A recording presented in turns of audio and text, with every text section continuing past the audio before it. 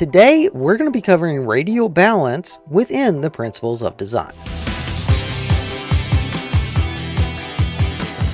While the elements of art are what artists use to make art, the principles of design are what artists use to make art pretty. Today, we're going to be covering the first principle of design, which is balance, because balance refers to how visually weighted an object is. You can imagine this kind of like a scale. For instance, if you have a large square on one half of the artwork, and then a tiny circle on the other half of the artwork, it's not going to be visually balanced because one side is going to look visually heavier than the other. There's actually 3 different types of balances, and we're going to be covering one of them today. Radial balance refers to something radiating from a center point.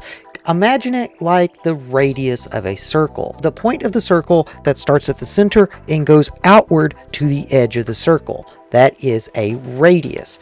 Radial balance is exactly the same thing, where it starts in the center of an artwork and radiates outward in all directions. For instance, a kaleidoscope. That would be an example of radial balance. Another example of radial balance that most people would be familiar with is a flower. It starts in the center point of the flower and the petals radiate outward from that. Your all's lesson for today, you are going to be creating your very own radial balance artwork.